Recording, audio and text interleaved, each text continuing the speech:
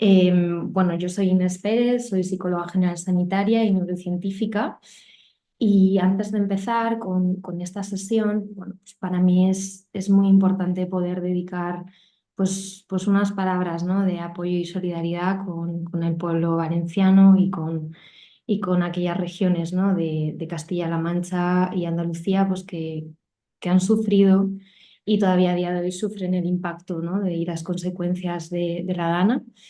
Em, Quiero simplemente pues, solidarizarme con aquellas familias que han perdido sus seres queridos, sus hogares y que a día de hoy pues, están intentando reconstruir su vida.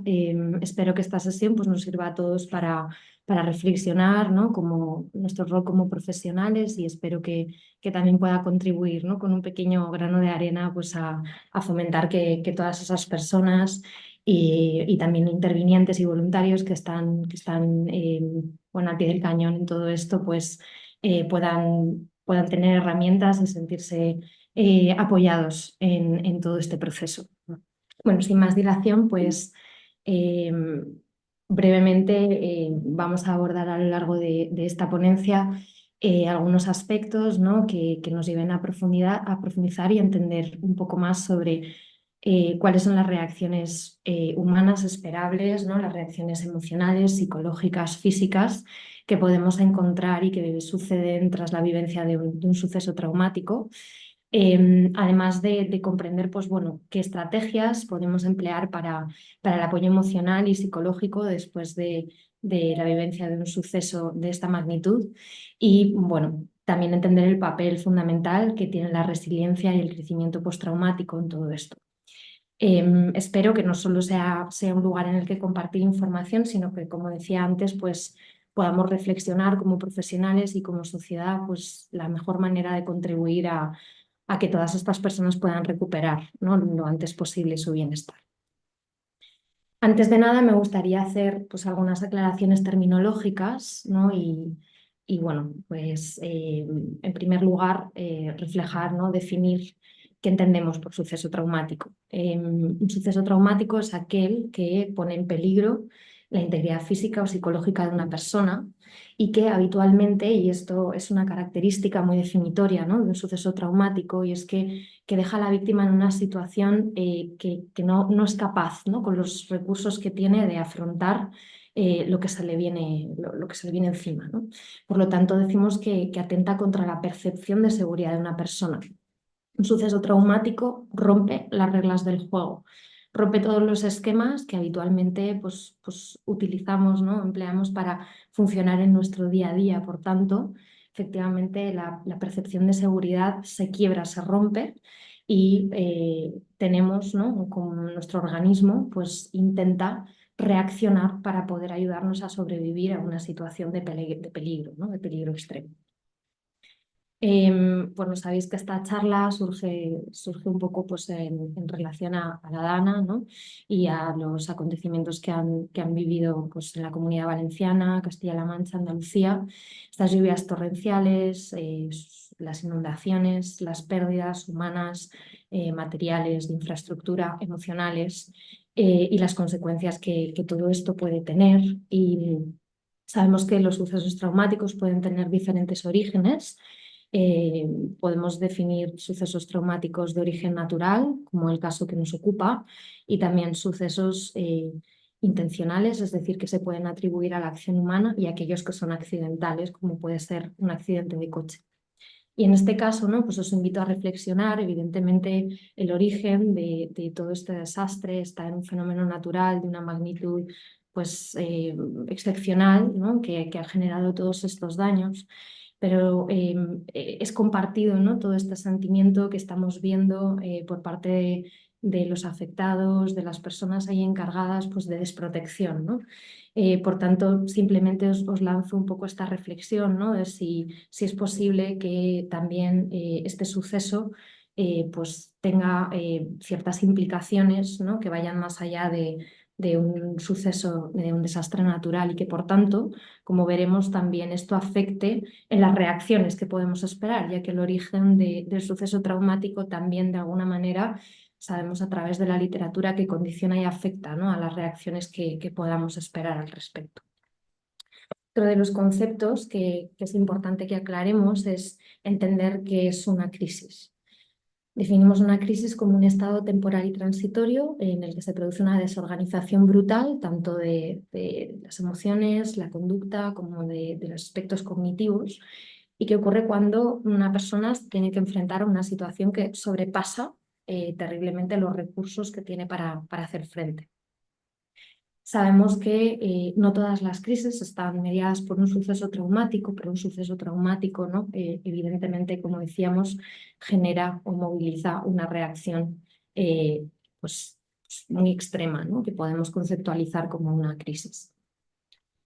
Por tanto, ¿no? Decíamos que todas las reacciones emocionales, fisiológicas, conductuales, cognitivas, que podemos esperar tras la vivencia de un suceso traumático son muy variadas, dependen de la persona, dependen de muchos factores relacionados tanto con la historia de la biografía de esa persona como acontecimientos que tienen que ver con el suceso traumático, ¿no? Por ejemplo, pues la intensidad, la duración de la exposición a ese suceso, incluso la acumulación de factores estresantes, ¿no? En la vivencia del mismo. Pero sí que hay algo que bueno, se parece en todas estas reacciones y es que se caracterizan por una activación brutal del sistema de alarma de nuestro cerebro y de nuestro organismo. Voy a describir brevemente cómo funciona este sistema de alarma para que podamos entender pues, bueno, muchas de las implicaciones que tiene su activación de una forma tan abrupta. Es que nuestro cerebro pues, tiene una estructura llamada la amígdala que se encarga de generar, ¿no? Estas voces de alarma, estos sistemas de protección cuando percibe un peligro. Este sistema es un sistema rápido, ya que el peligro, ¿no? Muchas veces puede atentar o amenazar la supervivencia, por lo tanto necesitamos contar con estos mecanismos que nos permitan protegernos y defendernos. Y la amígdala se encarga de, por un lado, activar el eje hipotalámico hipófisis adrenal, que es aquel que se encarga de generar cortisol, adrenalina, y por otro lado a través del tronco encefálico, activa el sistema nervioso simpático, que es aquel que nos prepara, ¿no? En conjunto con toda esta producción de hormonas y neurotransmisores para tener una respuesta de huida, lucha o bloqueo, ¿no? Aquella respuesta que nos va a permitir pues, maximizar nuestra supervivencia. Por lo tremendo, ¿no? Por lo que implica la vivencia de un suceso traumático que decíamos que representa un golpe, una quiebra, este sistema que es similar, es muy parecido al que se activa en una situación de miedo, lo hace pero de una forma brutal, ¿no? Como una activación muy fuerte que tiene implicaciones. Tiene implicaciones que suponen que esta estructura, ¿no? El hipocampo, es una estructura del cerebro que se encarga de la consolidación de la memoria, del correcto almacenaje y procesamiento de aquello que vivenciamos, pues se ve alterado su funcionamiento, ya que es extremadamente sensible a la presencia de algunas sustancias como son los niveles tan altos de cortisol que se producen en nuestro organismo. Y además, ¿no? Este otro canal, aquel que conecta lo ocurrido, ¿no? con un procesamiento más racional, más emocional, un procesamiento prefrontal, ¿no? Que diríamos, pues se ve también afectado, ya que todos nuestros recursos estarían puestos en mantener y conseguir perpetuar nuestra supervivencia. Veremos, ¿no? qué implicaciones tiene todo esto. Y bueno, un poco el objetivo de toda esta charla, en esencia, es tratar de entender, por un lado, que las respuestas, las reacciones que podemos observar tras la vivencia de un suceso traumático, en esencia, en primer lugar, son adaptativas. Son respuestas que da nuestro organismo para tratar de sobrevivir, ¿no? Es decir, son respuestas normales frente a una situación profundamente anormal. Reconocer todas estas respuestas y ser capaz de identificarlas es esencial para poder proporcionar un apoyo, un acompañamiento en los primeros momentos, pero también para poder detectar señales tempranas que puedan hacer que el riesgo de sufrir, de que las secuelas se cronifiquen o el riesgo de poder padecer, ¿no? algún trastorno psicológico derivado de la vivencia de este suceso, pues podamos estar lo más atentos posibles y poder actuar lo antes posible, ya que la investigación nos dice que esto puede minimizar mucho las secuelas, ¿no? y la intensidad de estos cuadros clínicos. Bueno, vamos a adentrarnos, vamos a pasar a poder entrar a entender algunas de estas respuestas y a poder verlas, ¿no? En función de los diferentes momentos temporales. Aquí os presento pues, las diferentes fases que atravesamos tras la vivencia de un suceso traumático, de un suceso crítico. Aquellas que podemos denominar fases de una crisis y que bueno, se derivan de, por un lado, el modelo clásico de Kaplan, pero que también se ajustan y se complementan pues, con la evidencia posterior que sabemos, que conocemos tras el estudio pues, del trastorno de estrés postraumático, del estudio de la vivencia de sucesos traumáticos, ¿no? Un poco para poder ponernos en contexto, podemos diferenciar una serie de 4 fases, ¿no? La primera de ellas sería la fase de shock o de adaptación, que es aquella que experimentamos dentro de las 72 primeras horas tras la vivencia del suceso traumático. Veremos pues, que esta fase tiene sus características y tiene sus reacciones emocionales esperables, ¿no? Y también intentaremos diferenciar qué signos podemos ver en estos momentos para poder identificar esos posibles signos, ¿no? Bueno, inicialmente, ¿no? O que nos puedan dar una pista de que algo puede tornar patológico. Posteriormente nos encontraríamos en la fase de afrontamiento, que es aquella que va desde las 72 horas hasta el primer mes. Posteriormente nos encontramos con la fase de recuperación, que tiene una duración, ¿no? entre el primer mes hasta el primer año, y finalmente nos encontramos en la fase de resolución, ¿no? Que sería la última de estas fases. En esta gráfica, ¿no? Intenta reflejar, ¿no? Transmitir un poco esta idea, ¿no? Esta idea que quiero que quede muy presente, que es lo adaptativo, ¿no? En esencia, o lo adaptativo en primer lugar de las respuestas que vamos a encontrar tras la vivencia de un suceso crítico. Aquí podemos ver, ¿no? que estamos reflejando la reacción de estrés, la intensidad de esa reacción en función del paso del tiempo y de las fases en las que nos podamos encontrar. Y como vemos, ¿no? Lo esperable es que tras la vivencia de ese suceso los niveles de estrés suban enormemente. Es lo que hablábamos antes, ¿no? Se activa el sistema de alarma de nuestro cerebro y por tanto los niveles de estrés suben mucho. ¿Qué es lo esperable? Lo esperable es que a medida que va pasando el tiempo, esa respuesta de estrés se vaya reduciendo y se vaya colocando hasta llegar a niveles, ¿no? basales tras la resolución de la crisis. Vamos a entender en primer lugar, ¿no? un poquito más sobre esta fase de shock. Decíamos que lo principal es que en estos momentos predomina la confusión, predomina la respuesta lucha-huida, o cualquier respuesta de bloqueo tanto conductual como cognitivo. Es habitual, por lo tanto, ver que personas en las primeras 72 horas tras la vivencia de un trauma pues están confusas, profundamente desorientadas, tienen mucha hiperactivación autonómica.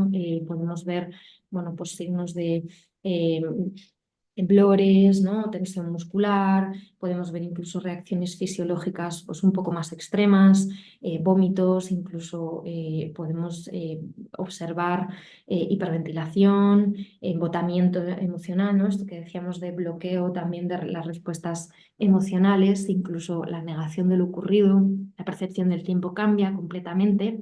Y es que tenemos que entender, ¿no? Como explicaba antes, que en estos momentos nuestro sistema está completamente enfocado en la supervivencia y por tanto todas las conexiones con procesos cognitivos de orden superior que se puedan ver implicados en el procesamiento de lo ocurrido, en la consolidación, en la memoria de lo ocurrido, incluso en bueno, la conexión emocional con lo que está pasando, están desconectados para fomentar esa supervivencia y también para permitir, ¿no?, que podamos atravesar estos momentos tan críticos. Aquí, ¿no?, en este cuadro, pues os quería dejar una pequeña introducción sobre qué implicaciones puede tener esto para la intervención, aunque luego lo veremos más detenidamente. Pero en estos momentos, pues la investigación, la literatura está de acuerdo en que la intervención de elección son los primeros auxilios psicológicos, ¿no?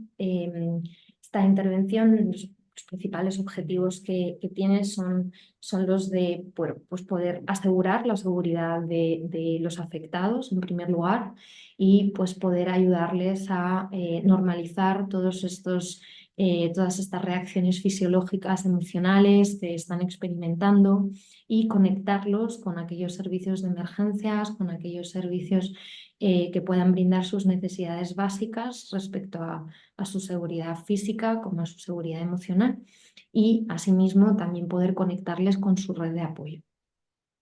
¿Vale? Siguiendo en esta línea, pues nos encontramos en la fase de afrontamiento, que es aquella que tiene lugar entre las 72 horas y el mes, ¿no? Ahora mismo, debido a que el acontecimiento, las lluvias torrenciales e inundación ocurrió el 29 de octubre del mes pasado, podemos decir que nos encontraríamos dentro de esta fase. ¿Qué características tiene esta fase, la fase de afrontamiento de reacción? Pues es aquella en la que una vez se han establecido, ¿no?, se han podido los servicios de emergencia poner en marcha y tratar de poder buscar, ¿no?, a corto plazo esa seguridad, ¿no?, inicial, es cuando aparecen estas emociones muy intensas, como la ira, la tristeza, la desesperación o la culpa. En estos momentos en los que parece que ya podemos empezar a conectar, a procesar lo que ha ocurrido, bueno, pues vemos que igualmente las personas pueden encontrarse en un estado de confusión y en un estado de activación importante, ya que tener presente que es en este momento en el que empezamos a procesar lo vivido, procesar lo ocurrido y las consecuencias e implicaciones bueno, pues tan graves y tan desestabilizantes para la vida de las personas bueno, que han perdido muchas cosas en este proceso, ¿no? Entonces podemos ver mucha desorganización. Os he querido, pues, reflejar algunas de las emociones que pueden estar más presentes en estos momentos y que, por tanto, bueno, pues, es interesante conocer para, como decíamos antes, intentar, por un lado, normalizar y, por otro lado, también detectar, ¿no?, de una forma temprana. Una de las primeras emociones que aparece es el miedo, ¿no?, o la ansiedad y bueno, la función o la razón de ser, pues, de esta emoción es cubrir una función adaptativa, ¿no?, que es tratar de buscar soluciones y movilizar recursos necesarios para poder hacer frente a una situación sin precedentes para la cual decíamos nadie está preparado y asimismo poder activar mecanismos de protección. En estos momentos, ¿no?, es importante estar presente o poder detectar, pues, aquellas reacciones de miedo o ansiedad que sean muy, muy, muy, muy intensas, ¿no? Decimos que entendemos la intensidad de estas emociones, de estas reacciones normales en una situación anormal, pero es importante, pues, poder detectar aquellos casos de bloqueos insuperables, una afectación muy importante en la toma de decisiones, incluso aquellos casos de evitación extrema de cualquier estímulo externo o interno que esté asociado con la vivencia del suceso traumático, ya que aquí podemos encontrar, pues la antesala de muchas fobias, muchos trastornos de ansiedad. Y asimismo también veremos en la siguiente diapositiva un poquito más en profundidad aquellos procesos cognitivos, pero tenemos que estar atentos a la presencia de disociaciones, ¿no?, bueno, pues estas sensaciones que pueden estar muy relacionadas con el miedo y con la dificultad en los momentos iniciales para procesar el suceso traumático, que es algo muy normal y muy esperable, pero siempre tendremos que intentar estar muy atentos a que la intensidad de esas reacciones pues se vaya reduciendo de forma paulatina. Por otro lado, tenemos la emoción de la ira, ¿no? Que tiene una función adaptativa y es que puede movilizar, puede motivar para la toma de acciones. Sin embargo, también es cuando esta emoción se manifiesta de una forma demasiado intensa o la gestión que se hace de la misma bueno, no es tan adaptativa. Podemos encontrar pues, la presencia o el origen de conflictos interpersonales, incluso de casos de autoagresión y tendremos que estar muy atentos a esto. Antes os decía que en función del origen, de cuál sea el origen del suceso traumático, sabemos que podemos esperar unas reacciones u otras o que, bueno, siempre hablamos de probabilidad, por supuesto, porque en esencia cada persona, pues cada individuo es único y las reacciones que pueda despertar también lo serán. Pero la ira es una emoción que se relaciona mucho con los sucesos traumáticos que tienen un componente intencional, ¿no? En los que la acción humana pues está detrás. Por otro lado, pues tenemos la tristeza, que es una emoción que permite procesar la pérdida. Frente a la violencia y el hecho de experimentar un suceso traumático, nos encontramos con dos polos, ¿no? Por un lado está el polo de toda esa activación autonómica que nos está intentando pues, ayudar a sobrevivir y por otro lado están la elaboración de todos los duelos, ¿no? Relacionados con las pérdidas que sin duda ocurren, ¿no? Tras la vivencia de estos sucesos. ¿En qué casos esta emoción puede tornar y convertirse en algo desadaptativo? Pues será en aquellos en los que la desesperanza, la depresión, la ideación suicida estén jugando pues, un papel encima, o sea, que estén jugando un papel importante, ¿no? Por otro lado, también es habitual experimentar emociones como la culpa o la desesperanza. En el primer caso, la culpa pues, puede ser una emoción que nos anime a reflexionar sobre aspectos útiles de cómo actuar hacia el futuro, pero que sin embargo, ¿no? Si esta emoción es irracional o es prolongada, pues puede ser un obstáculo de cara a la recuperación emocional, ya que muchas veces es inevitable y es un intento de nuestra mente de encontrar sentido y de asumir lo que ha ocurrido el hecho de buscar responsabilidades, ¿no? Y en muchos casos, pues esto puede llevar a generar una visión de nosotros mismos tan negativa o sí, en esencia, tan negativa que nos impida procesar, nos impida continuar transicionando todas estas fases que son imprescindibles para la recuperación. Y por último hablamos de desesperanza, ¿no? Esta emoción eh, digamos tiene que ver con la tristeza, ¿no? Pero también asume pues, bueno, una falta de esperanza, una falta de expectativas, de ilusiones y que puede tener una función adaptativa, ¿no? Que es la de poder buscar apoyo. De hecho, sabemos que el apoyo social, tanto real como percibido, pues, es indispensable para la recuperación, pero que sin embargo, si esta emoción persiste, puede llegar a bloquear el acceso a recursos o incluso derivar en comportamientos de aislamiento que cronifiquen, ¿no? y enquisten eh, bueno, pues la transición o la sucesión esperable y adaptativa de todos estos procesos. En este caso, en la fase de reacción o de afrontamiento, ¿no? Hay cierta bueno, discrepancia en la literatura y hay algunos autores pues, que nos hablan de que todavía es posible aplicar los primeros auxilios psicológicos. Sin embargo, hay otros autores que nos hablan de pasar, ¿no? a poder emplear estrategias de afrontamiento, poder realizar intervenciones de otro tipo, un poco más profundas. Sin embargo, bueno, pues un poco la postura intermedia entre ambos casos pues sería esta idea de poder enfocarnos mucho en la validación de todas estas respuestas emocionales, en la normalización, en la detección de aquellos casos que puedan ser desadaptativos y en esencia el favorecer o el fomentar bueno, pues estrategias pro resiliencia y estrategias de afrontamiento adaptativas y positivas pues que las personas hayan podido tener en otros momentos de su vida. Por lo tanto, ¿no? Pues parece que la intervención más eficaz en estos momentos sería la de aplicar estos primeros auxilios psicológicos, pero quitándoles ese componente más orientado hacia lo fisiológico, ya que en estas fases pues lo esperable es que no esté tan presente, y fomentarlos más hacia bueno, pues el activar o el promover estrategias de resiliencia y ayudar a normalizar y expresar pues, bueno, todas estas emociones que, como decimos, son normales y esperables tras la vivencia de lo ocurrido. Por otro lado, en esta fase pues también nos vamos a encontrar procesos cognitivos, ¿vale? Que serían en principio y en esencia adaptativos y que bueno, pues todos ellos tienen una explicación, aunque tendríamos que bueno, intentar estar presentes y como digo, insisto y repito, estar atentos frente a la detección de cualquier indicador de riesgo. El primero de ellos pues, es la confusión mental o la dificultad para tomar decisiones. Eh, es normal que fruto de toda esta conexión, ¿no?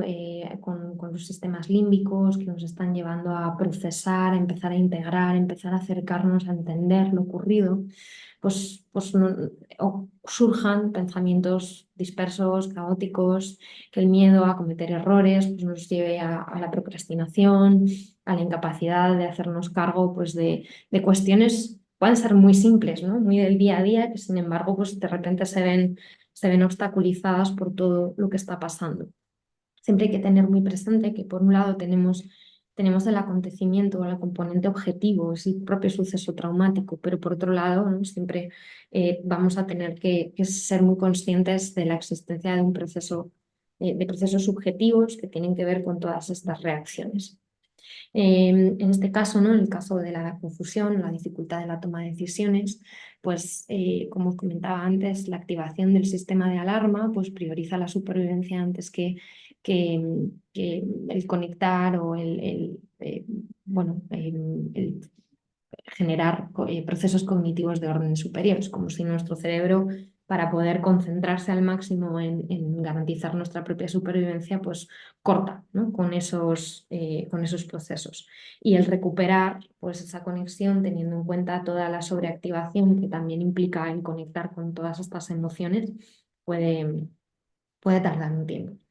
Además, ¿no? Vemos que en estos momentos también existen muchos pensamientos intrusivos, pensamientos, imágenes repetitivas, también voluntarias sobre el evento que están interrumpiendo nuestras actividades del día a día, ¿no? Es habitual que podamos eh, bueno, pues, recordar, ¿no? Tener pensamientos, imágenes sobre lo que ha ocurrido, sobre el suceso, y en el fondo no deja de ser un intento del cerebro de procesar la experiencia traumática, pero que al interferir, al obstaculizar procesos básicos del día a día, pues pueden ser problemáticos, ¿no? Y pueden bloquear eh, bueno, la evolución esperable y adaptativa de todo este proceso. Por otro lado, también tenemos rumiación y autoevaluación en negativa, ¿no? Serían estos ciclos repetitivos sobre búsqueda de explicaciones, ¿no? O sea, esta tendencia a pensar qué ha ocurrido, por qué ha ocurrido, qué podría haber pasado diferente, qué podría haber hecho que las cosas no fueran como son. Y os decía, ¿no? Es un intento pues, de la mente de encontrar una explicación al suceso. Lo que ocurre es que en muchos casos, si esto se queda enquistado, se queda activado, se queda activo, pues puede llegar a generar una interferencia mayor. También vemos, ¿no? que existen alteraciones en la memoria, lo que podemos denominar, ¿no? Pues esta amnesia disociativa que ocurre, pues, como comentábamos antes, debido a esta sobreactivación, esta alta presencia de cortisol, adrenalina, pues, interfiere con el correcto funcionamiento del hipocampo y por tanto no hay una consolidación normal de la memoria.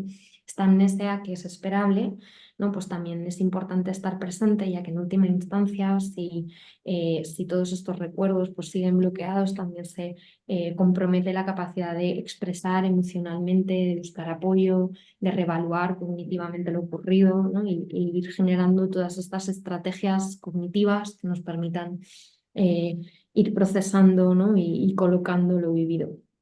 También es habitual pues, encontrarnos con esta sensación de alerta, ¿no? Esta hipervigilancia, una sensación constante de peligro y de amenaza, que, bueno, es algo que corresponde con el sistema de alarma y con nuestra capacidad pues, de poder desplegar respuestas que nos permitan maximizar y asegurar la supervivencia, pero que una vez el suceso ha ocurrido, ¿no? Y las consecuencias se van colocando de forma muchas veces más lenta de lo esperado y de lo deseado, pues sería esperable que esta hipervigilancia fuera disminuyendo en su intensidad. Y por último, hablábamos antes, ¿no? de la disociación. Podemos ver casos de despersonalización, aquellos en los que la propia identidad pues, genera cierta extrañeza, o la de realización, ¿no? Como esta sensación de no ser muy consciente de dónde estamos. En el fondo, ¿no? Decíamos que forman parte de estos mecanismos de defensa para poder amortiguar el impacto y para poder colocar todos los recursos en la misma dirección. Si bien estos procesos de disociación son muy habituales en un sentido peritraumático, que se mantengan, que se enquisten, serían un indicador pues de que estamos quizá ante un pródromo, ¿no? Un indicador que nos puede hablar de que pueden llegar a ocurrir cuadros clínicos de mayor magnitud, que tenemos que estar atentos. Igualmente, ¿no? Seguimos en la misma fase de afrontamiento, fase de reacción, pues estaríamos hablando de que las estrategias de intervención más adecuadas en estos momentos eh, pasarían por la validación, la normalización y la detección. Bueno, y es también en estos momentos, en esta fase, la fase de reacción, que si recordáis estamos hablando de entre las 72 horas y el primer mes, donde podemos empezar a ver o a detectar ya cuadros clínicos, ¿vale? Como es el caso del trastorno de estrés agudo. Este cuadro clínico se diagnostica solamente en las primeras 4 semanas tras la vivencia del trauma.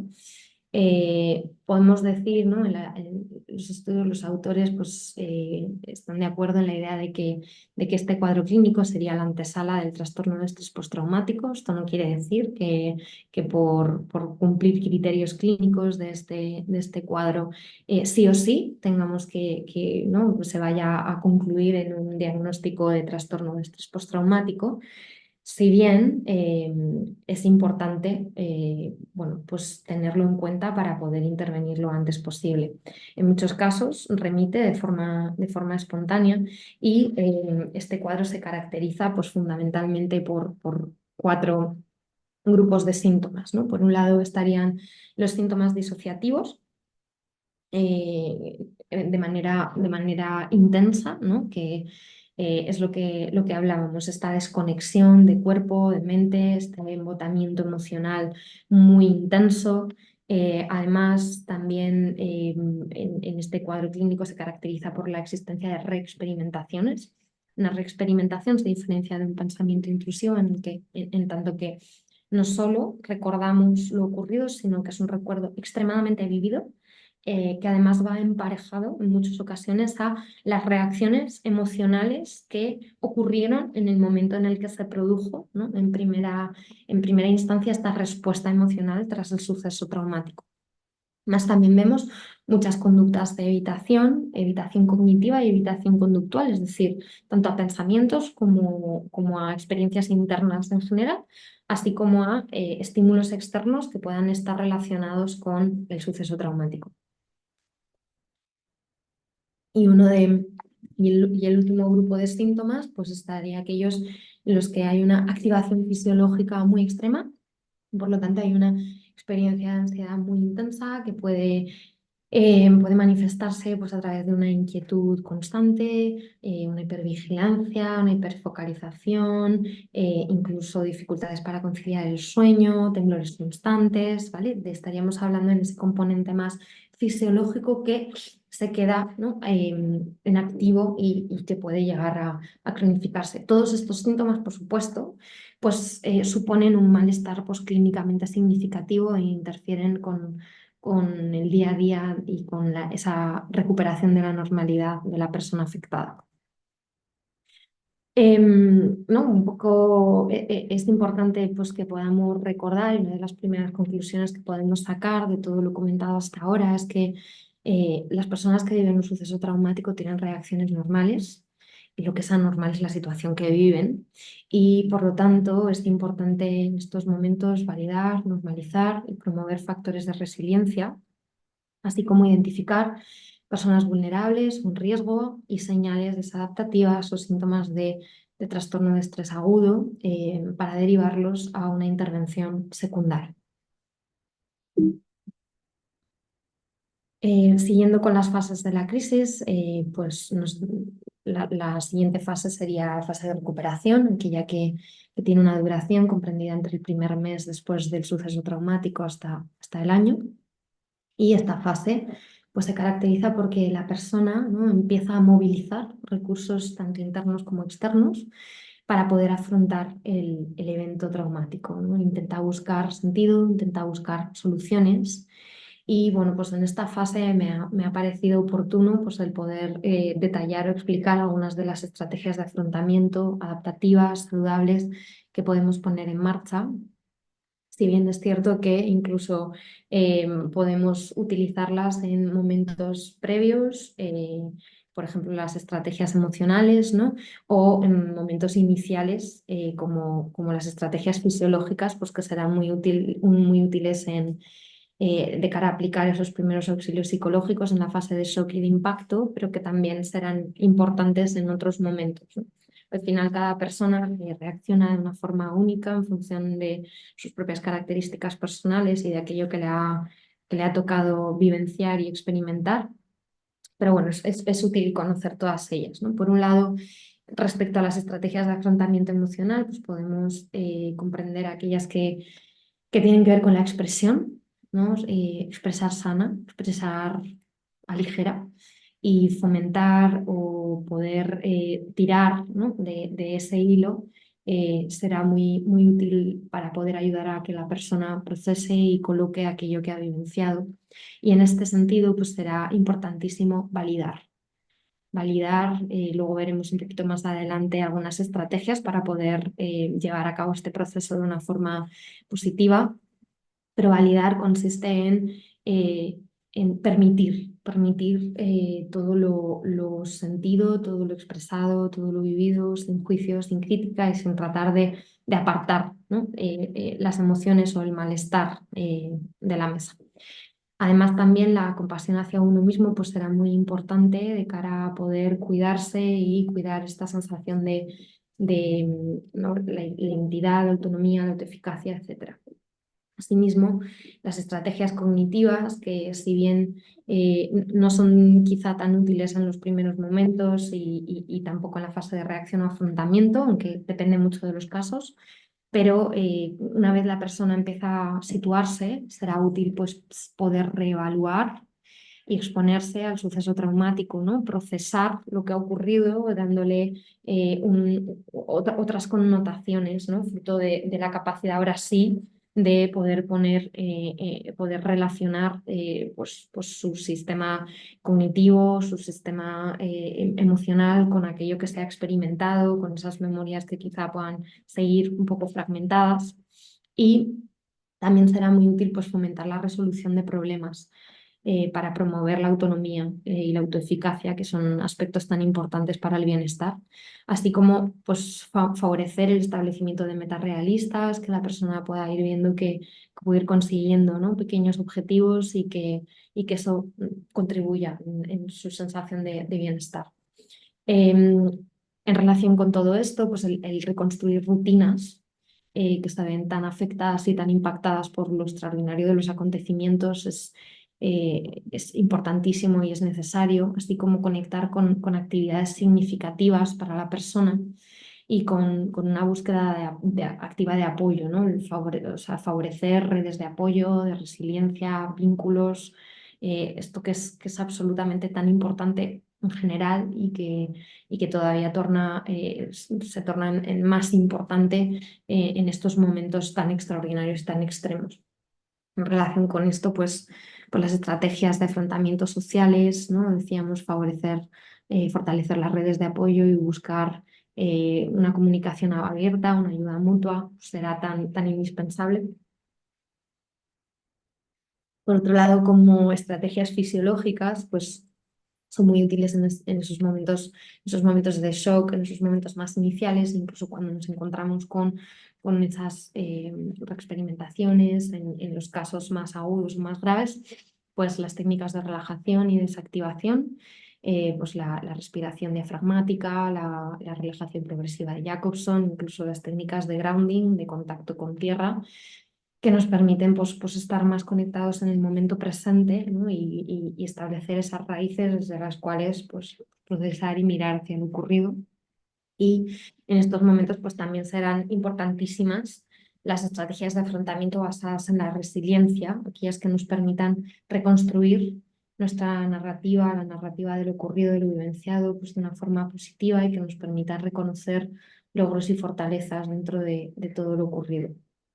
En esta fase, bueno, para aquellos casos que siguen un curso normal, digamos que el objetivo será promover factores de resiliencia y estrategias de afrontamiento adaptativas, conectarlas mucho con las estrategias previas de afrontamiento de la persona, que en muchos casos pueden verse bloqueadas, pueden verse pues el acceso a las mismas puede verse un poco comprometido pues debido a todo este shock y esta vivencia tan extrema.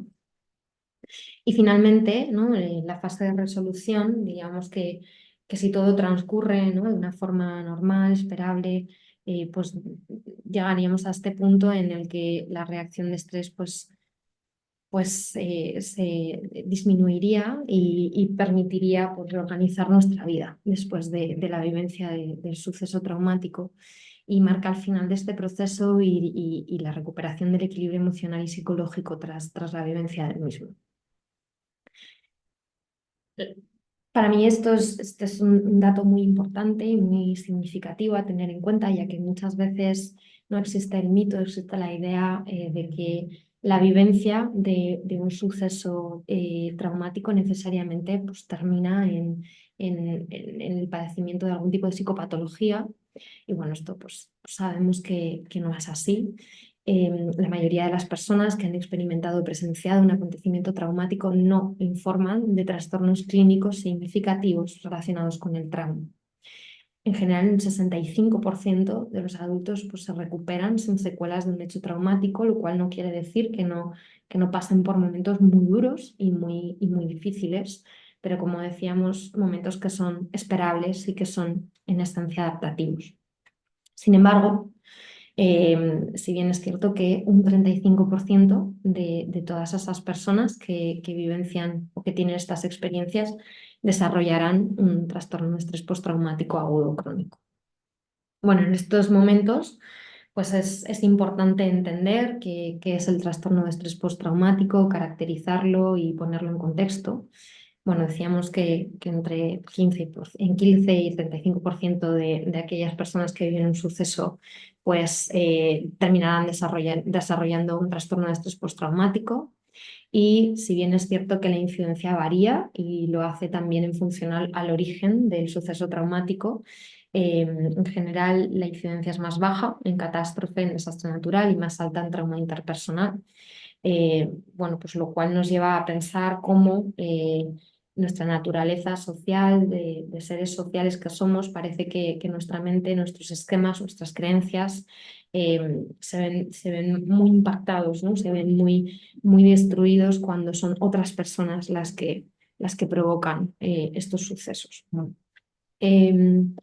Bueno, os pongo un dato de epidemiología en España, es del estudio de SEMED, un estudio de prevalencia de psicopatología en población española, que es verdad que ya tiene muchos años, pero que nos puede dar pues, una pista de cuál es la incidencia de este cuadro clínico en la población, que sería de un 1,95% en el 2006, que también bueno, pues nos habla un poco de la presencia que tiene.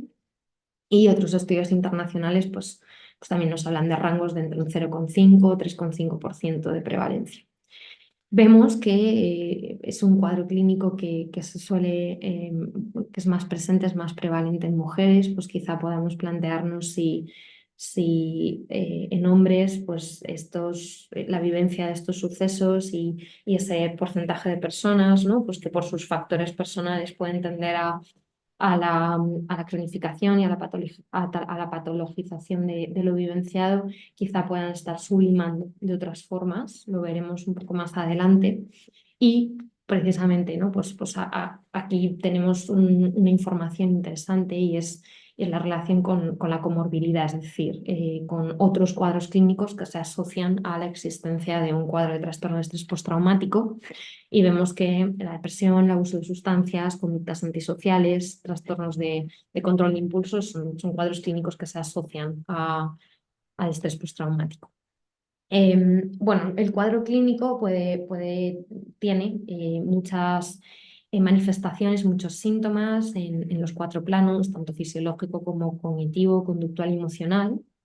Y todos estos síntomas se pueden agrupar, ¿no? en la tríada primaria del trauma, como lo denominan algunos autores, que son aquellos síntomas que tienen que ver con la hiperalerta, ¿no? Como esta activación excesiva, esta hiperreactividad, esta irritabilidad, problemas para dormir, para conciliar el sueño, ¿no? Como esta respuesta de reacción tan exacerbada que podemos ver en estas personas.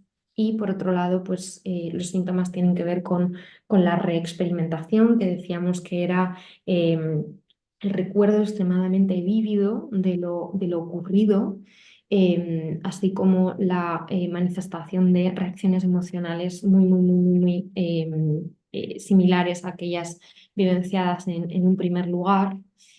Em, y por otro lado, pues tenemos aquellos síntomas relacionados con la evitación cognitiva y también externa, aquellos estímulos relacionados con el trauma.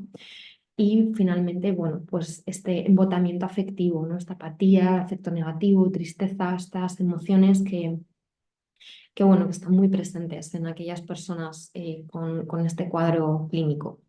Decíamos que una de las características que tiene la vivencia de un suceso traumático es que nuestra memoria se compromete, ¿no? Decíamos que el hipocampo, la estructura que se encarga de la consolidación de memorias, tiene un bloqueo, tiene un mal funcionamiento en esos momentos y es por eso por lo que podemos llegar a experimentar, ¿no?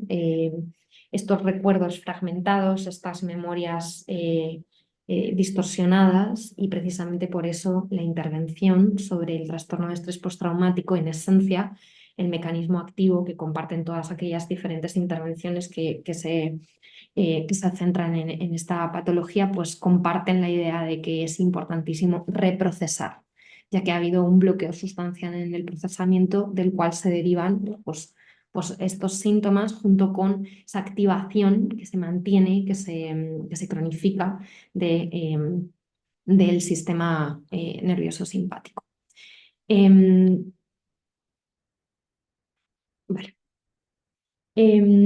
Bueno, sabemos, ¿no? La evidencia nos habla de que el trastorno de estrés postraumático, no solo, como veremos un poquito más en detenimiento a continuación, se relaciona con otros cuadros clínicos o puede enmascarar otros cuadros clínicos, sino que además también tiene implicaciones físicas, orgánicas, debidas a la activación prolongada de los sistemas de estrés del cuerpo. En este caso es donde podemos ver de una forma bastante notable algo que ocurre, ¿no? Y es la conexión tan extrema que tenemos entre mente y cuerpo, ¿no? Como son las dos caras de la misma moneda y cómo la vivencia de estos sucesos y la cronificación de los mismos, la activación constante de este sistema nervioso simpático y cómo, ¿no? Aquí os quería poner este pequeño diagrama para que vierais qué funciones controla o con qué órganos se relaciona para que podáis pues, entender un poco más el porqué de la relación con todos estos problemas, ¿no? De origen más físico, digamos, más conceptualizados en el cajón de lo físico. podemos encontrar que asociados al estrés postraumático vemos problemas cardiovasculares debidos al estrés cronificado. El estrés crónico también disminuye la respuesta o la activación del sistema inmunológico, por lo tanto nos vuelve más propensos para poder padecer infecciones o problemas autoinmunes o relacionados con el metabolismo. Además, decíamos que esta hiperalerta, esta hiperactivación puede manifestarse respecto al insomnio, a la incapacidad de conciliar o mantener el sueño, y como el insomnio también, ¿no? pues hace que el estrés se cronifique y como puede convertirse en un círculo vicioso que se retroalimenta. También vemos que el sistema simpático se relaciona con la activación muscular, ¿no? La tensión de todas las articulaciones, por tanto esa activación crónica puede dar lugar a trastornos de dolor crónico, como puede ser la fibromialgia. Vemos también la existencia de trastornos psicosomáticos derivados de un trastorno de estrés postraumático, enfermedades gastrointestinales crónicas como colon irritable, enfermedad de Crohn, incluso, ¿no? pues el enorme impacto que tiene el estrés postraumático en la longevidad, ya que se produce una acumulación pues, de estrés oxidativo debido a la inflamación, ¿no? Y la inflamación debida pues, a la hiperactivación de la activación sostenida del sistema nervioso autónomo, la rama simpática, de la amígdala y del eje hipotálamo-hipófisis adrenal. Antes decíamos, ¿no? que también el trauma puede encontrar otros caminos para poder experimentarse, y estos caminos pueden ser distintos a la tríada primaria relacionada con el trauma, que son estos síntomas que hablábamos que podíamos conceptualizar en hiperactivación, reexperimentación y evitación. Los otros cuadros clínicos que se pueden relacionar o que se asocian con la vivencia de un suceso traumático pues son la depresión, trastornos de ansiedad, fobias, trastorno de pánico con agorafobia, trastornos obsesivos compulsivos, ¿vale? Problemas crónicos de sueño, consumo de sustancias, trastornos psicosomáticos, ¿no? Como comentábamos, la estrecha relación que tiene el trauma con el cuerpo. Sin embargo, pues para mí, al igual que antes mostraba el otro dato, ¿no? Que decía que solo el 35%, en torno a un 35% de las personas que vivenciaban un trauma terminaban desarrollando un trastorno de estrés postraumático, pues en este estudio, ¿no? que llevaron a cabo García y Sanz a colación de los atentados terroristas, pues se dieron cuenta de que el porcentaje de las víctimas directas que desarrollaba trastornos ansioso-depresivos estaba entre un 7 y un 34%, ¿no? Entonces, nuevamente, pues desmontamos esa idea o ese mito que nos dice que por el hecho de haber vivenciado un suceso traumático necesariamente tenemos que consolidar o fraguar psicopatología. Bueno, un poco a modo de resumen de todo de lo que hemos comentado, pues os traigo aquí esta gráfica para poder asociar todo todos los aspectos o todos los conceptos de los que hemos hablado hasta ahora. Por un lado, aquí tenemos pues, las fases de la crisis que hemos estado viendo una a una, ¿no? Y más abajo pues, podemos ver aquellas reacciones que entran dentro de la normalidad, ¿vale? Que podemos considerar como adaptativas. Os he hecho un resumen de algunas de ellas, pues bueno, para poder tener esta perspectiva más visual y más panorámica de todo lo que hemos comentado. En el shock pues vemos la negación, el miedo, la congelación, la lucha y la huida. Vemos que en estos primeros momentos, en estas primeras 72 horas, nuestro rango de normalidad es lo más amplio posible. Las reacciones pueden ser muy diversas, muy dispares, y salvo casos muy extremos en los que intentaremos intervenir con esos primeros auxilios psicológicos para ayudar a estabilizar, para ayudar a conectar, para ayudar a seguir avanzando, a que no se queden bloqueados, pues seremos más laxos, ¿no? Es la fase en la que más laxos podemos ser de cara a diferenciar lo adaptativo de lo desadaptativo y ser más permisivos con aquello que pueda ocurrir. La siguiente fase, la fase de afrontamiento, decíamos que aparecían estas reacciones emocionales y también reacciones cognitivas, pues que en esencia estaban muy relacionadas con los propios procesos del trauma.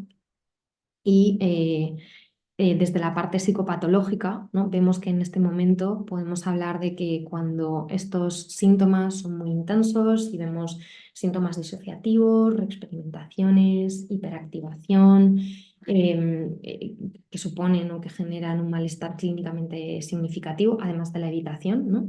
Pues estaríamos hablando del trastorno de estrés agudo, que sería una antesala, ¿no? Un momento muy crítico que merece nuestra atención y consideración especial, pues para intentar que no derive en trastorno de estrés postraumático o en otros cuadros. Y en las siguientes fases, que van desde el mes hasta la resolución, la recuperación, vemos que en la fase de recuperación se va generando una aceptación progresiva de lo ocurrido y que se van empezando a movilizar estrategias de afrontamiento para poder recuperar, ¿no? Para buscar soluciones y volver a la normalidad.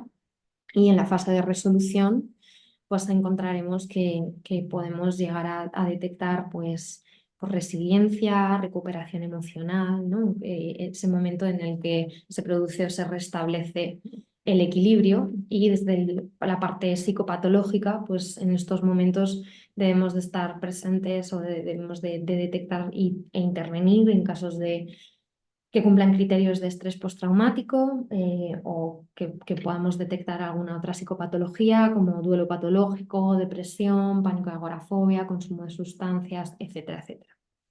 Em, Algo que me gustaría, bueno, pues aclarar en este momento es que quizá muchos, bueno, muchos estaréis muy en contacto, ¿no? Y conoceréis mucho esta realidad clínica, pero quizá para aquellos que no estéis tan familiarizados con ello, pues podréis ver que los síntomas del trastorno de estrés agudo y los síntomas del trastorno de estrés postraumático se parecen mucho.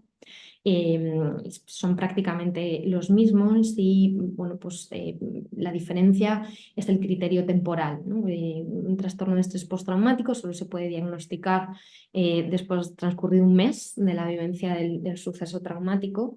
Antes tendremos el trastorno de estrés agudo y en el caso de estrés postraumático pues podremos diferenciar el agudo, que ocurrirá en los 3 primeros meses, y el crónico, que irá a continuación de esos 3 primeros meses.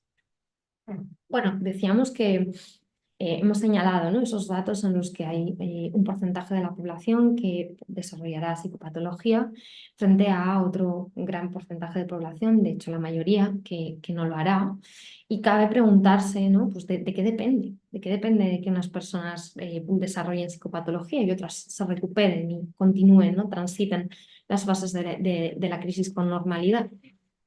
Pues bueno, aquí podemos ver ciertos factores de vulnerabilidad personal, es decir, factores que aumentan la probabilidad de que se produzca esta patologización. Vemos que podemos atender a factores biográficos de la historia de la persona que tienen que ver pues, con la vivencia de algún otro suceso traumático en su infancia o en el pasado. También podemos ver que existen factores de vulnerabilidad desde el punto de vista biológico, ¿no? Que podemos definir como un elevado grado de neuroticismo y aquellas personas pues, que tienen una tolerancia al estrés o una resistencia al estrés un poco más baja. También vemos factores de vulnerabilidad desde el punto de vista psicológico, pues aquellas personas que cuenten con menos recursos de afrontamiento, que sean un poco más rígidos, que lleven un poco peor esta adaptación a los cambios o que tengan pues, antecedentes previos de cierta inestabilidad emocional. También, por supuesto, pues la presencia de psicopatología previa, por supuesto, aumenta la vulnerabilidad, es un factor de riesgo a considerar.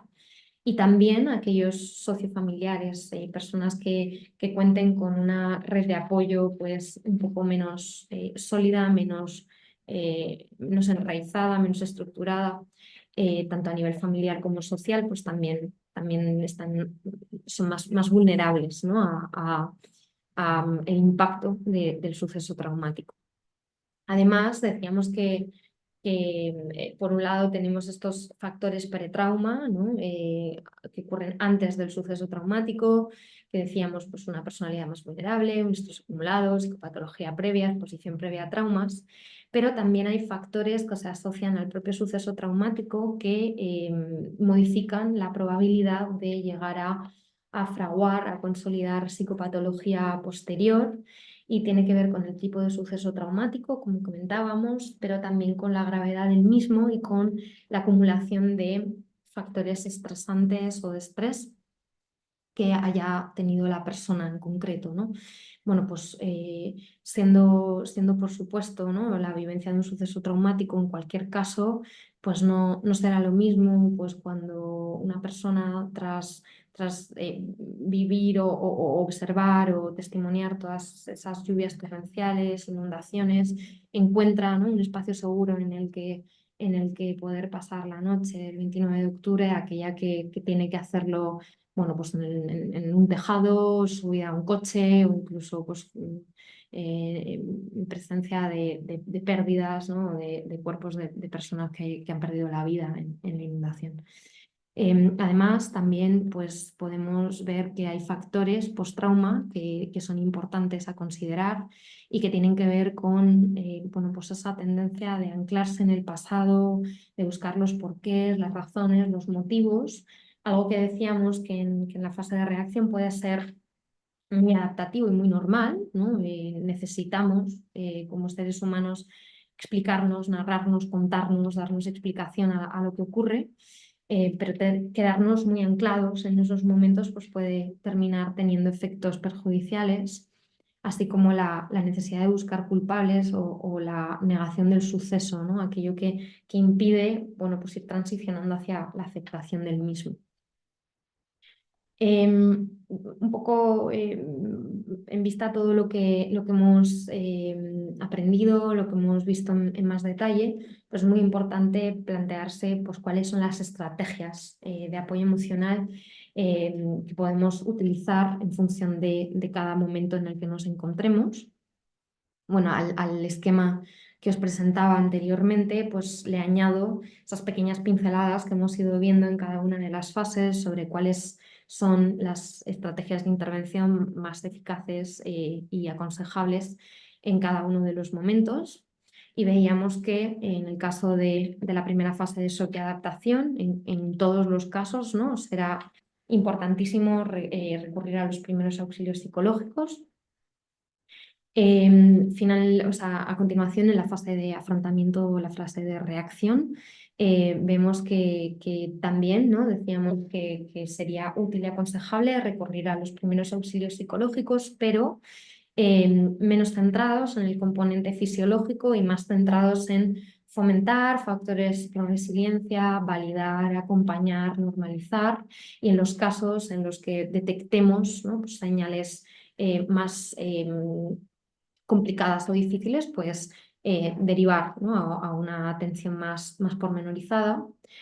Y finalmente, en las fases de recuperación y resolución, pues las estrategias de intervención pues, tienen que ver con un apoyo psicológico, una intervención que esté centrada en el trauma, como la terapia cognitivo-conductual, la terapia narrativa o aquella terapia cuyo componente central, cuyo mecanismo de acción se base en la exposición y en el reprocesamiento del suceso. Veamos, bueno, pues algunas estrategias, algunas recomendaciones a tener muy en cuenta para poder promover, ¿no?, estos entornos seguros y para poder promover la validación emocional y la escucha activa. Tenemos que ser muy conscientes pues, de que es importante que mantengamos la calma, la seguridad, la tranquilidad, intentar pues, aportar algo de serenidad a pesar pues de lo complicado, lo caótico y lo estresante de la situación. Es importante también mostrarnos accesibles y, bueno, pues en relación a este punto también es importante que seamos conscientes de nuestras limitaciones, del momento en el que nos encontramos y de la capacidad que tenemos para ayudar, ¿no? Para poder maximizar, ¿no?, la eficacia de la intervención y poder poner pues, en primer lugar, en primera línea, el bienestar tanto del afectado como de nosotros mismos como intervinientes. Además, es importante no imponer nuestra presencia, es importante entender que no todo el mundo quiere o tiene por qué querer hablar de lo ocurrido, no todo el mundo tiene por qué querer apoyo, ayuda, y será importante respetar, mostrarnos como un recurso accesible, pero no impositivo. En aquellos casos en los que nuestra presencia y por tanto nuestro contacto tiene que ser paulatino y directo, ¿no? Pues empezar por presentarnos, por ofrecer nuestro apoyo, preguntar si lo quiere y en caso, pues, en caso afirmativo, pues invitar a la persona a hablar, ¿no? De lo que necesite, de lo que quiera. Y en estos casos es muy importante escuchar, ¿no? Y no solo escuchar, sino que parezca que escuchamos a la persona, ¿no? Desplegar pues, todas esas habilidades que podemos poner en marcha en nuestro día a día profesional y personal. Pero es importante, ¿no? Porque sería muy comprensible, pues debido a todo el caos, a todo el ruido, a toda la tensión, pues que haya muchos estímulos distractores y en este momento pues será importante que centremos toda nuestra atención y nuestros recursos en la persona que tenemos enfrente. Además, también será importante manejar las reacciones emocionales que puedan aparecer, intentando ayudar a la persona pues, a encontrar la calma, pero sin reprimir esas reacciones emocionales por miedo a no saber qué hacer o porque la presencia de esas reacciones nos incomode. Em, y además será importantísimo pues, intentar brindar a las personas apoyo social y cubrir cualquier necesidad que puedan tener. Y bueno, un poquito algunos tips más concretos de qué hacer y qué no hacer en estos casos. Es muy importante, ¿no? Y la validación emocional se basa en la idea de no relativizar, no reestructurar y no ofrecer respuestas o resoluciones simplistas al malestar que está experimentando la persona, ¿no? Entonces, frente a un ejemplo, ¿no? de algo que podemos escuchar, ¿no? Es esta manifestación de desesperanza, ¿no? y de angustia brutal, el hecho de que una persona pues, pueda llegar en un momento dado a decir no estoy destrozado, lo he perdido absolutamente todo, pues tenemos que entender que no podemos ofrecerle una respuesta simplista ni podemos darle esperanzas o respuestas que no tenemos y por lo tanto debemos evitar cualquier respuesta que vaya en esa dirección. Por ejemplo, bueno, si sigues teniendo una casa, ¿no? Y en cualquier caso, bueno, pues pronto podrás recuperar. Esto es algo a evitar totalmente y por el contrario, pues una estrategia de validación es intentar pues, conectar con lo que está experimentando la persona, pues siento mucho lo que está ocurriendo, no me puedo imaginar lo que está siendo para ti. Pero en este punto pues también es importante no dramatizar, no psicologizar, no adoptar roles paternalistas, simplemente el demostrar que entendemos, bueno, que podemos entender racionalmente lo que está ocurriendo, ¿no? Y que podemos acompañar emocionalmente a lo que está sintiendo sin necesidad de apartarlo de la mesa. Y en este punto también será importantísimo pues, evitar juzgar. Eh, Pueden ocurrir muchas reacciones muy diversas, ¿no? Y es importante que la persona pues, no se sienta juzgada, que no se sienta incomprendida. Y bueno, en este punto, pues es muy importante o tiene un rol, un papel significativo el hablar de tanto de resiliencia como de crecimiento postraumático. Decíamos que la mayoría de los casos, la mayoría de las personas que vivencian este tipo de acontecimientos son capaces de recuperarse y de salir incluso en ocasiones fortalecidos de lo ocurrido. Por supuesto, eso no va a ocurrir el primer día, ni el segundo, ni la primera semana, ni la segunda, pero es algo que sabemos, que la literatura científica pues, nos demuestra que existe y que puede ocurrir. En relación a todo esto, pues quiero compartir pues, esta frase que creo que viene muy a cuento de lo comentado. Esta frase de Camus que nos dice que en las profundidades del invierno aprendí que en mi interior habitaba un verano invencible. Nos habla de esta capacidad que tenemos los seres humanos de resistir y de hacernos fuertes en la adversidad. Indagando o adentrándonos un poco más en lo que significa estos conceptos, pues por un lado la resiliencia la definiríamos como la capacidad de seguir funcionando y desarrollándose pese a circunstancias adversas como los sucesos traumáticos, ¿no? Al final, el restablecimiento de ese equilibrio emocional y psicológico tras la vivencia de un suceso traumático es pues, un indicador de resiliencia, de cómo podemos bueno, pues curarnos, resurgir, podemos recuperarnos frente a la adversidad y, bueno, pues recordando que la mayoría de las personas no informan de trastornos clínicos significativos relacionados con el trauma, ¿no? Y es un indicador que alienta, ¿no? a perseguir todo esto. Sin embargo, pues será importante entender, oye, qué factores hacen que esta resiliencia se pueda fomentar, qué aspectos tendremos que tener en cuenta en nuestras intervenciones para intentar fomentar esta resiliencia de las personas, de los afectados. Pues, por un lado, será importantísimo el apoyo social real y percibido. Y precisamente por ello es tan importante intentar conectar a las personas con lo sucedido, con lo acontecido, intentar conectarlas unos a otros, ¿no? Para poder desarrollar pues esta humanidad compartida, ¿no? Esta sensación de que no estamos solos en medio del abismo, sino que hay personas que nos acompañan, que nos sostienen y que son capaces de entender pues lo duro de la experiencia que estamos viviendo. Además, también pues, la investigación nos dice que la capacidad de hacer planes realistas y de seguir los pasos necesarios para llevarlos a cabo son un factor pro resiliencia, ¿no? Y veíamos cuando hablábamos de las estrategias de intervención como parte de las estrategias cognitivas nos centrábamos en esta capacidad de poder ir estableciendo metas y los pasos para conseguirlas, ¿no? Esto fomenta mucho nuestro locus de control interno, ¿no? El sentir que a pesar de lo extraordinario, de lo abrumador de lo acontecido, tenemos todavía, ¿no? una esfera de control que sigue ahí, que nos va permitiendo ganar seguridad, ¿no? Ganar, aumentar esta percepción de autoeficacia y de valía personal. Además, una visión positiva de uno mismo y la confianza en sus fortalezas y habilidades, pues es un factor sin duda pro resiliencia y que debemos intentar en esos momentos de crisis pues promover y alentar.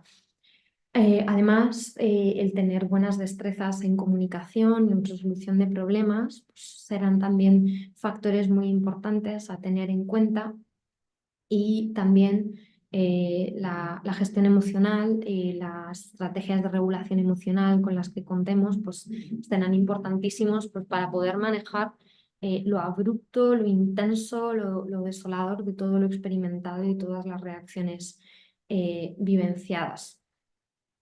Como veis, un poco volviendo a esta parte de intervención, nuestra acción va muy encaminada a intentar conseguir que la persona no se quede bloqueada en cada una de esas fases e intentar cubrir y suplir, ¿no? esa desconexión tan normal y tan esperable frente a la vivencia de un suceso traumático de esta parte más racional, esta parte más analítica, esta parte que nos da más estabilidad y que nos permite ser nuestra guía, ¿no? Esta parte que perdemos en la vivencia del suceso y que nosotros como profesionales pues intentamos cubrir, ¿no? Y bueno, en última instancia, pues evidentemente en aquellos casos en los que se ha fraguado un cuadro clínico, pues veremos que las estrategias pasan por esa exposición o por el desarrollo de estrategias o de planes de intervención individualizados. Otro concepto, ¿no? que también es muy importante señalar y hablar de él, ¿no? porque nos da un poco de esperanza, nos da un poco de aliento en todo este abismo, es la idea del crecimiento postraumático. Diferenciamos la resiliencia del crecimiento postraumático en tanto que la resiliencia es la capacidad de volver, recuperar esa homeostasis inicial a la vivencia del suceso traumático, mientras que el crecimiento postraumático es la experiencia subjetiva de un cambio psicológico posterior a la vivencia del trauma, de un crecimiento, como su propio nombre indica. Y de hecho, vivenciar algo así no es tan raro, no es tan anormal. La literatura nos dice que incluso hasta, o sea, un 50% o más de las personas expuestas a un suceso traumático muestran signos de experimentar un crecimiento postraumático. Algunos de estos efectos positivos que se pueden observar y que forman parte del crecimiento postraumático serían bueno, pues sentir o experimentar una sensación de crecimiento personal y de aprendizaje sobre las capacidades propias, las habilidades y la resistencia personal frente a la adversidad. También en muchos casos las personas pueden referir un aumento de la sabiduría, del conocimiento, ¿no? Esta sensación de ser más sabio, ¿no? Tras la vivencia de estos sucesos. También una mejora del conocimiento sobre uno mismo y sobre los otros, un mayor aprecio, una mayor apreciación por lo que se tiene y por aprendizajes de prioridades importantes en la vida, ¿no? Es habitual que tras la vivencia de un suceso traumático y la recuperación, el reequilibrio de la homeostasis, pues cambie el sistema de valores de una persona, aquello a lo que le ha dado importancia o que ha sido el motor o el camino que ha seguido en su vida. Vemos cómo todos estos sistemas cambian, se reengranan. E incluso algunas personas pues, pueden describir un mayor desarrollo espiritual después de esta vivencia. Bueno, pues por último, me gustaría resaltar, remarcar algunas de las principales conclusiones que he desarrollado de una forma más pormenorizada a lo largo de la charla. La primera de ellas es que las reacciones humanas ante la adversidad son normales y cumplen una función adaptativa en la mayor parte de las ocasiones.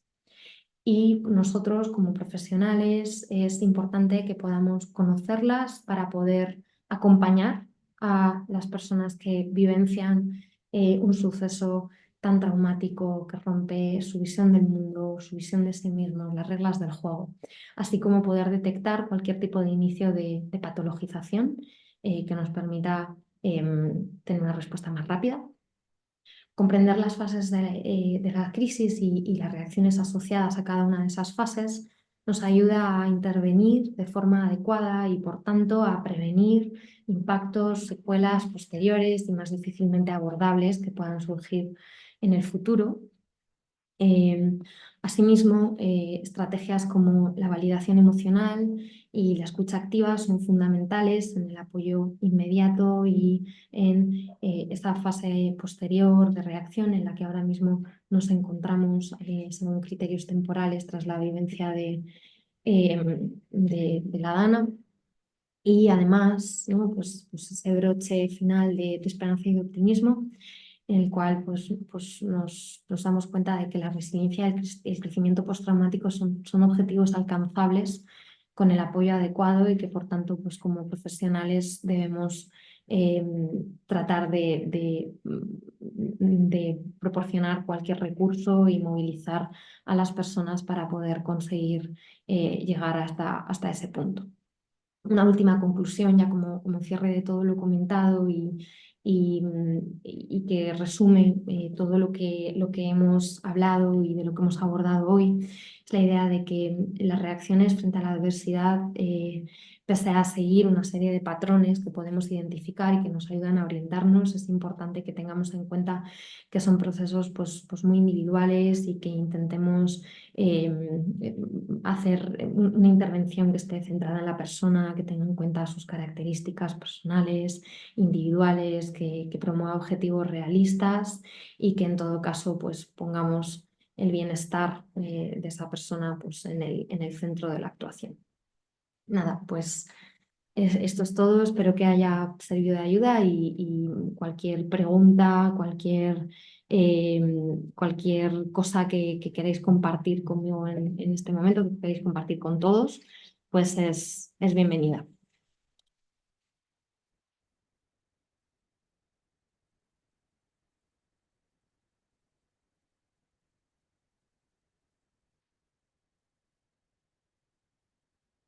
Vale, me comentáis por aquí qué técnica e instrumentos utiliza en el proceso de evaluación e intervención. ¿Qué libros sugeriría para revisar para ampliar la información sobre el tema? Vale, fenomenal. Pues mira, en cada momento, ¿no? En cada una de las fases podemos utilizar estrategias de evaluación e intervención diferente. en aquellos momentos en los que tenemos que intervenir de una forma más urgente, más apremiante, que serían aquellos que están comprendidos entre la fase de shock o esa fase inicial, las primeras 72 horas, que forman parte de los primeros auxilios psicológicos, y la segunda fase, ¿no? La fase de reacción, pues la evaluación normalmente está menos apoyada y la intervención en instrumentos, ya que requiere de una actuación rápida. Sin embargo, sí que existen modelos de pasos a seguir y que están sobre todo comprendidos en los primeros auxilios psicológicos, de lo cual hay una amplia literatura. Sin ir más lejos, el Colegio Oficial de la Psicología de Valencia ofrece en su web de forma gratuita acceso a esta bibliografía, donde se puede ampliar un poquito más sobre esos pasos y esos procedimientos concretos. Y ya, pues si nos estamos refiriendo a esas fases más posteriores en las cuales podremos realizar una evaluación e intervención secundarias en la consulta, ¿no? Pues ya podemos echar mano a un montón de recursos adicionales, como pueden ser las evaluaciones a través de entrevistas estructuradas o semiestructuradas para poder detectar que se cumplan criterios diagnósticos, así como cuestionarios específicos para medir la presencia de toda esa sintomatología. Y bueno, las estrategias de intervención irán enfocadas a la exposición y por tanto pues deberá ser el centro de nuestra intervención. Ahora bien, pues sabemos que por parte de la terapia pues, cognitivo-conductual normalmente esa intervención, esa exposición se puede hacer en vivo, se puede hacer hacia los pensamientos, hacia las emociones. En cada caso, pues sin duda habrá que hacer un buen análisis funcional y formulación clínica del caso concreto para diseñar un buen plan de intervención y de tratamiento. Y creo que en relación a la segunda pregunta de libros que se podrían revisar para ampliar la información del tema, como señalaba, podréis echar mano a toda la información que está comprendida en la web del Colegio Oficial de Psicólogos de Valencia. Y como parte de estas sesiones clínicas, mi compañera Teresa, si mal no recuerdo, creo que será el día 22, va a abordar de una forma un poco más detallada y pormenorizada todos los pasos a seguir y a desarrollar en los primeros auxilios psicológicos para que podáis contar también con esta información más detallada. Espero haber contestado a tus preguntas y no sé si hay alguna otra pregunta más o con esto podemos finalizar la sesión. Fenomenal, pues nada, me comentan que no hay más preguntas, así que agradeceros a todos vuestra presencia y bueno, desearos mucho ánimo para intervenir en este tipo de situaciones, sea en la Dana que estamos viviendo ahora mismo en Valencia, Castilla-La Mancha y Andalucía, o sea en cualquier otro acontecimiento que implique, ¿no? Pues la vivencia y la experiencia de un suceso traumático. Muchas gracias por vuestra atención a todos y nada, buenas noches. ¿Quieres estar al día de todo lo que ocurre en ISEP? Síguenos en las redes sociales y no te pierdas de nada. Actualidad, secciones clínicas, eventos, vida estudiantil y mucho más. Podrás encontrarnos en Facebook, Twitter, LinkedIn, Instagram y YouTube. Conviértete en el protagonista de nuestros perfiles sociales. Cuéntanos cómo está siendo tu experiencia en ISEP. Muéstranos tu día a día, comparte las fotos de tus mejores momentos y recuerda de etiquetarnos o de usar el hashtag #ExperienciaISEP. Así podemos compartir el contenido con el resto. ISEP, un lugar donde las grandes cosas pasan. Con ISEP siempre sumas.